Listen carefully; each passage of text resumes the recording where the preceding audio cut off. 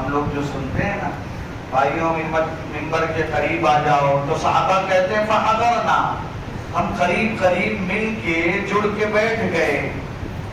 آقا حضرت محمد رسول اللہ صلی اللہ علیہ وآلہ وسلم نے جب پہلی سیڑھی پہ قدم رکھا تو آمین کہا. فلما ارتقت نزل، آپ کی جب بات پوری ہو گئی تو آپ ممبر سے نیچے تشریف لائے. تو ہم نے کہا آقا صلی اللہ علیہ وسلم سے لقد سمعنا منك اليوم ما كنا نسمعه. آقا آج تو ایسی بات ہم نے دیکھا اور سنا جو اس سے پہلے نہیں ہم نے سنا تھا. کیا کہ بھائی عادت کیا تھی کہ زبان نبوت سے دعاؤں کے پھول جھڑتے تھے، صحابہ دیوانہ وار لپٹ کر اپنے دامنوں میں آمین کہہ کہہ کے لٹا کرتے تھے. آج تو دعا کچھ مانگی نہیں گئی، کیا بولا گیا؟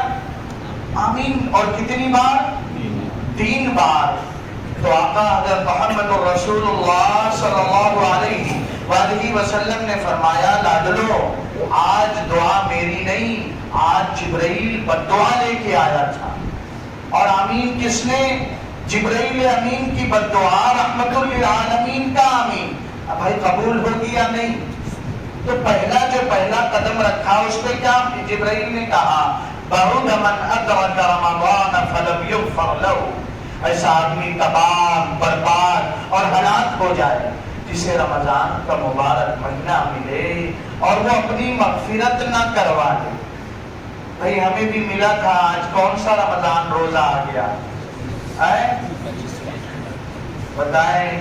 بس چند گنتی کے ایام معدودات گنتی کے دن تھے، اس میں سے بھی تھوڑے سے رہ گئے. اب مغفرت ہوئی یا نہیں ہوئی؟ تو جو شب قدر لیلۃ القدر کی لمبی روایت ہے جو ہم سنتے ہیں کہ کس طرح معاملہ اللہ کا ہوتا ہے اور اس رات میں کیا کیا جبرائیل امین، تو اس میں ٹکڑا آتا ہے کہ فرشتے سوال کرتے ہیں یا جبرائیل ما صنع اللہ، اللہ نے کیا برتاؤ کیا آقا حضرت محمد صلی اللہ علیہ وسلم کی امت کے ساتھ. تو وہ جواب دیتے ہیں نظر اللہ الیہم فعفا عنہم وغفر لهم. اللہ نے انہیں محبت سے دیکھا. اللہ ہم سب کو محبت سے دیکھے. آقا صلی اللہ علیہ وسلم کی امت کے ایک ایک فرد کو اللہ نے دیکھا اور عفا عنہم درگزر کیا اور مغفرت کر دیا. اللہ ہم سب سے درگزر کر دے، پوری امت کی اللہ مغفرت کر دے. الا اربعۃ، مگر 4 بد نصیب رہ گئے. 4 بد نصیب اللہ نے ان کی بخشش نہ شب قدر میں کیا نہ رمضان کے مہینے میں. نہیں، یہ تباہ ہو ایسا آدمی جسے رمضان ملے اللہ بخش نہ دے. تو سوال پیدا ہوتا ہے کون ایسا ہوگا؟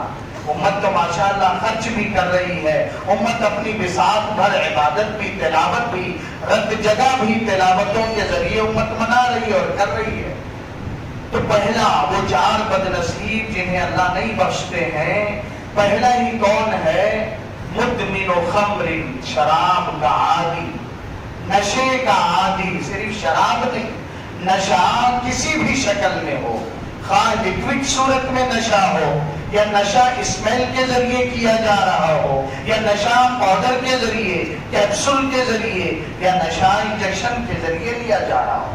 صاحب صرف یہ نہیں، پنچر بنانے والا سولوشن جو ہے اسے سونگ کر ہم لوگ جو دارالعلوم میں ایگزام کے دوران مسٹیک کے بعد کریکشن کرتے تھے وائٹنر لگا کے، تو وہ پہلے برش والا آتا تھا لکوڈ، بعد میں پینٹ ہو گیا، اس پہ بھی پتا چلا کہ کالجز میں جھوم رہے وہی سونگ کے، ہاں کہ بعد میں پینٹ ہو گیا. ایک بار نہیں پتا تھا، ہم نے ذرا مان لیا یار وہ تو یہ جو پین والا اس سے ذرا مشکل ہوتی، ہلاؤ بڑا وقت اس سے پین کی طرح ایک بار گھماؤ، غلطی مٹ گئی. تو مجھے بڑے غور سے دیکھنے لگا، شک کی نظر سے کہ لگتا یہ بھی نشیڑی ہے. تو میرے بھائیوں نشہ کسی بھی شکل کا ہو عام ہو گیا ہے. ہم نے تو یہ سوچ کر اپنی قیمتی اولاد کو، امت کی قیمتی بیٹی اور بھائیوں کو اسکول اور کالجز کے حوالے کیا، اور وہ کیا کیا کر رہے ہیں؟ صحبت.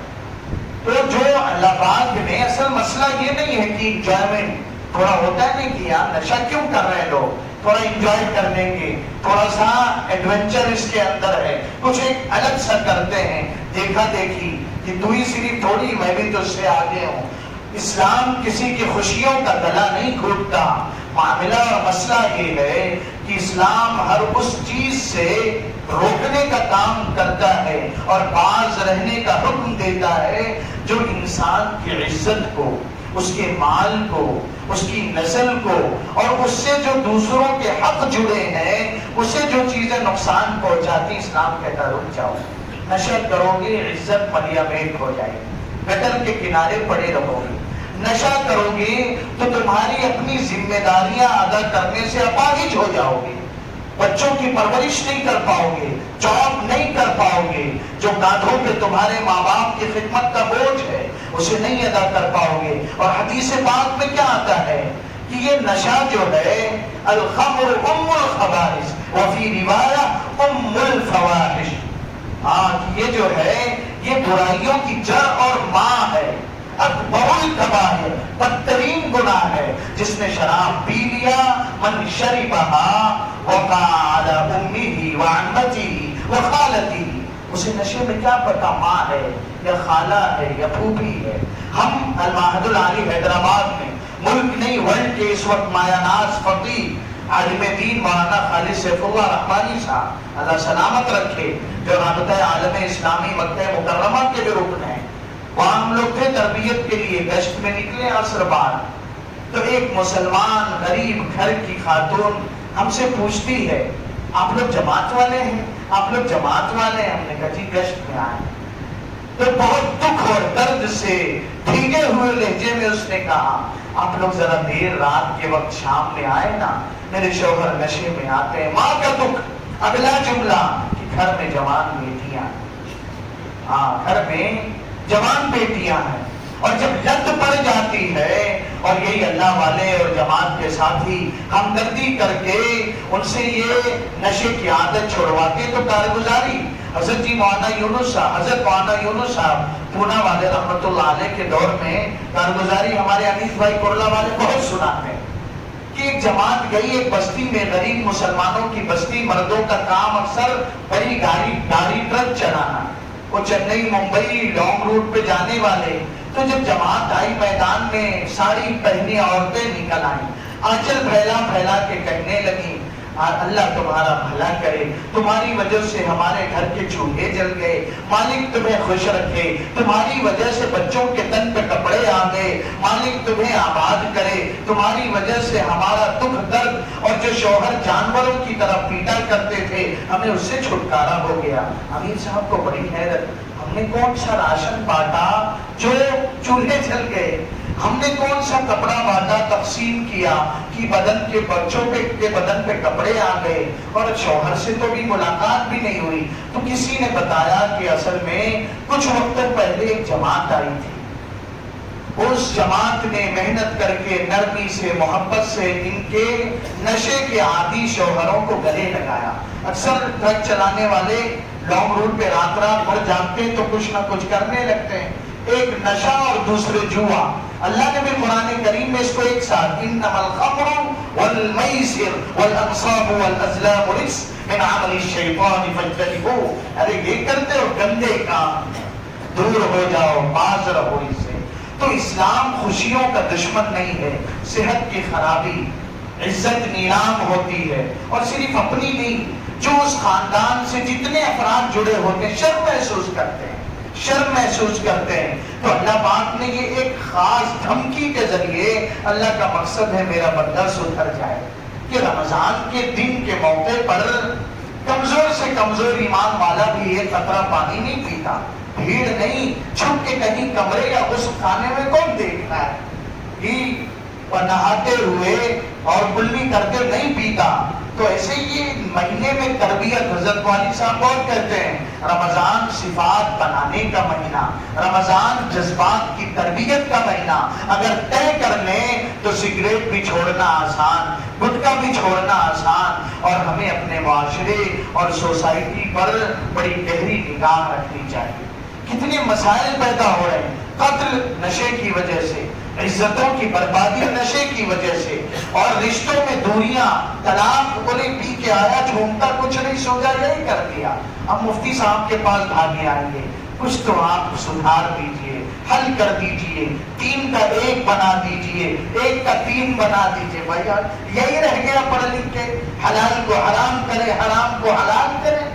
تو میرے بھائیوں فکر کریں، قیمتی ہیں یہ نوجوان بھائی اور بہنیں، امت کی بچیاں، ان کا غم کھائیں، ان کی تربیت کریں، ان کی فکریں لیں، اگر کوئی لت پڑ گئی ہے تو رحم کھائیں، دیکھ کے منہ بنا کے چلے نہ جائیں۔ کچھ ایسے سینٹرز ہوتے ہیں جہاں علاج ہوتا ہے، فکر کر کے وہاں بھیجیں، اور کوئی ایسا بھائی ہے تو اس کی ہمدردی کر کے نوافل پڑھیں، اس کے لیے صدقہ کریں، پھر محبت سے ملیں کہ بھائی کیا کرنا ہے۔